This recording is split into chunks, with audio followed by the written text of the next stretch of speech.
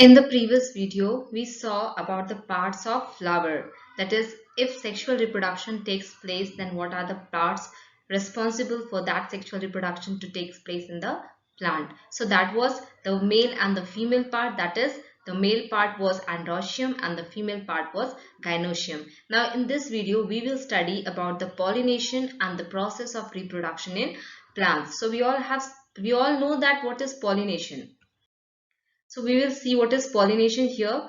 The transfer of pollen grains from anther to stigma is called as pollination. Now if we see the flower, you can see that the flower is having androecium as well as the gynoecium. So when there is transfer of pollen grains from the stamens to the stigma of the flower, that is known as pollination.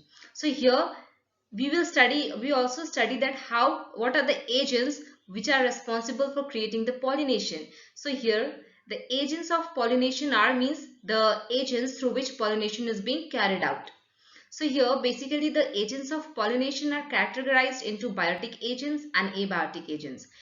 Biotic agent means the living organisms, and abiotic, as you all know, that abiotic means the non-living organisms. So biotic agents are entomophily, means the pollination which is done by insects is known as entomophily. Then next, the pollination which is done by birds is known as ornithophily. Then the next one is the pollination which is done by bats is known as chiropterophily, and the last one is the pollination which is done by snails is malcophily. Now pollination which is done by animals is known as zoophily. Now here if you see the abiotic agents, that is the pollination which is done by wind, so that is anemophily, and the pollination which is done by water is known as hydrophily. So these are the terms which basically indicates that if the pollination is occurring through insects, so that will be entomophily. So these are the agents through which pollination occurs. Now we will know that what are the types of pollination. Now pollination may occur within a flower or between a flower or between a flower of a same kind. So basically there are two types of pollination, that is self-pollination and cross-pollination. So here in the picture you can see self-pollination. If there is a transfer of pollen grains from the anther to the stigma of the same flower, if pollination is occurring between the same flower, or if the pollination is occurring between the different flower of the same plant, if the plant is, see here in this picture, this is the same plant, and if pollination is occurring from the anther to the stigma of another flower, is also known as self-pollination. So self-pollination can be defined as the transfer of pollen grains from the anther to the stigma of same flower or another flower of the same plant is called as self-pollination. So here you can see in the picture that here self-pollination is taking place, that is within the flower, and here it is taking place between the flower of the same plant. Now next one is cross-pollination. See, definitely cross-pollination, when you see that there is a transfer between the two different plants of the same kind, transfer of pollen grains from the anther to the stigma of another flower of different plant but same kind. See, if there has to be pollination take place, then the plant should be same. Different plants should be there, but the particular kind should be same. So here when there is transfer of pollen grains from the anther to the stigma of the different flower, but that species is same, so that is known as cross pollination. So these were the types of pollination. Now we will study that what happens in the process of fertilization, how fertilization is being carried out. So here after the process of pollination, means when the pollination has taken place. Pollination means what? When the pollen grains has landed on the stigma. So after the process of pollination has taken place, the second step is in the process of reproduction is plant called as fertilization. So unless and until pollination will take place, fertilization won't start. So once the pollination has taken place, then fertilization will start. So fertilization is what? Fertilization is defined as the fusion of male gamete with the female gamete to form the zygote. So we are talking about here the sexual reproduction. So definitely one part will be male and the other part will be female. So when they both will fuse, they will form the zygote. So fertilization lead finally to the formation of zygote. Now next one is pollen grains containing the male gamete arrives at the stigma of the carpel. So in order to facilitate the process of fertilization, the pollination, by the process of pollination, the pollen grains settle on the stigma, and then further the process of fertilization starts. So before we study in detail about the process of fertilization, let us see the structure of male and female gametes. So here you can see this is the structure of male gamete.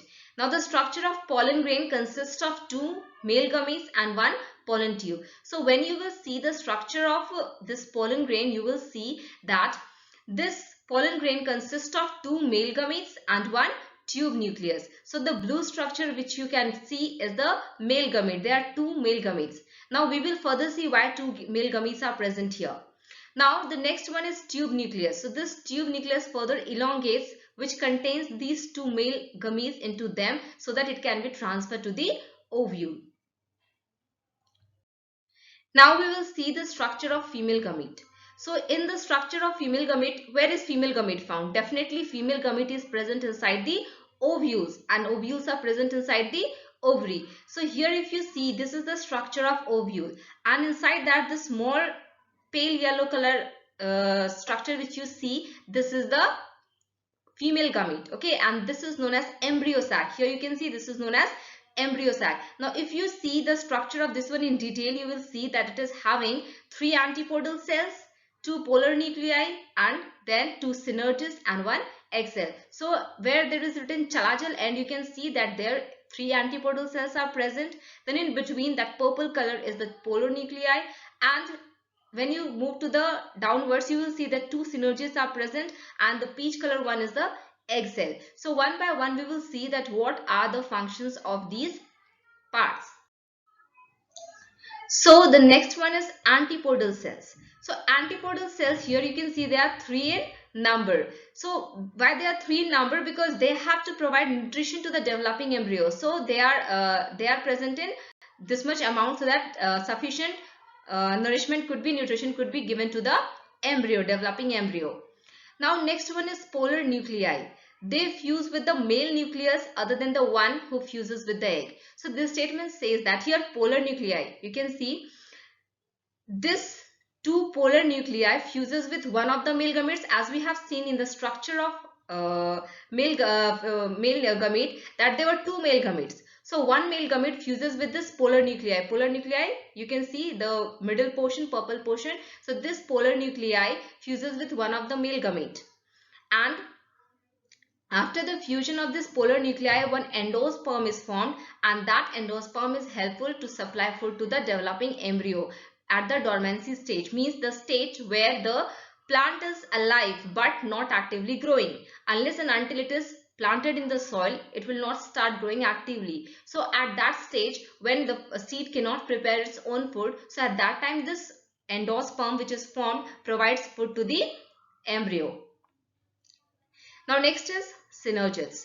So synergids, as you can see, they are 2 in number and play an important role in directing the pollen tube growth by secreting some chemotropically active substances. So here what happens, when the pollen tube elongates, that contains the male gametes. So where male gametes has to enter, so that is done, that indication is given by the synergids. So synergids, how do they give the indication? They secrete some chemotropically, chemicals that secrete active substances, so that the pollen tube can be guided, and the male gamete could fuse with the egg. And egg cell, here the one male gamete which is left after fusing with the polar nuclei, that one male gamete then comes and fuses with the egg cell. Now we will see how fertilization takes place. Now we have seen the structure of male part and the female part. Now here how fertilization takes place. First, the pollen grains arrives on the stigma by the process of pollination, as we have discussed that in the process of pollination the pollen grains arrives on the stigma.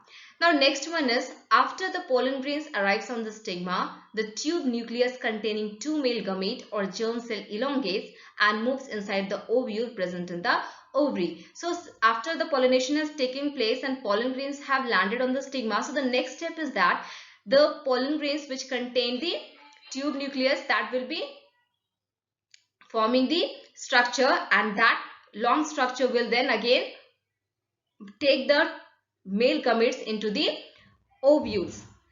As soon as the male gamete reaches the ovule, one male gamete fuses with the egg cell to form the zygote. This process is called synegamy. So as soon as the male gamete reaches inside the ovule, so one of the male gametes fuses with the egg cell which is present inside the ovule, that is the embryo sac. So that fuses with the egg cell to form the zygote, and this zygote only develops into the embryo, and this process of fusion of male gamete with the egg cell is known as synegamy.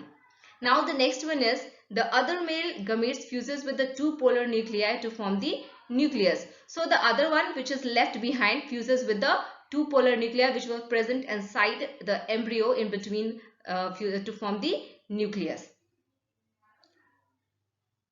So here you can see in the picture that here the pollen grains have landed and then pollen tube germination has started. Now once the pollen tube germination has started, at its tip it will contain the male gametes, and then it will move from come to the stigma, come to the style from stigma to the lower portion, that is the ovules. Then inside the ovules it is having the embryo sac. So there it will, one of the male gamete fuses with the egg cell and the other will fuse with the polar nuclei.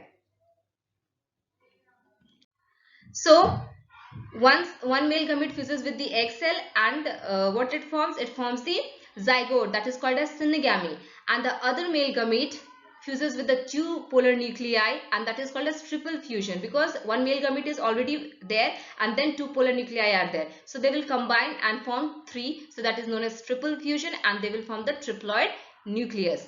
And synegamy and triple fusion, if we together consider, they are known as double fertilization. Why? Because here two fertilization is taking place. First one, the zygote is formed, that is one male gamete fuses with the egg cell, and the next one is that second male gamete fuses with the two polar nuclei to form the triploid nucleus. So here two fertilization are taking place, that's why it is known as double fertilization. So what happens? Once the fertilization has taken place, zygote has been formed. So what happens? The ovary forms the fruit and the ovules forms the seed. Now seed is the future plant. Seed is, till now we will not consider it as plant. It is the future plant. When it will form the plant? When it will be planted in the soil. So before the seed is planted in the soil, in order to remain it alive, the seed will get food from the product of triple fusion, and the product of triple fusion is endosperm, which is the food of the embryo. So here if you see, if this is the structure of seed, so here embryo will be there, which is developing embryo, and here the endosperm will be formed. Then this endosperm is contains the food that supplies food to the living embryo, and food, what? Carbohydrates and etc., which is formed, that is stored here, and this food is supplied to the embryo for its living, unless and until it is planted in the soil. And once it is planted in the soil, then that will again start growing into the plants. At that time it can prepare its own food when it develops into a sapling. So this is how fertilization takes place inside the plant. So this was all about the asexual reproduction in plants.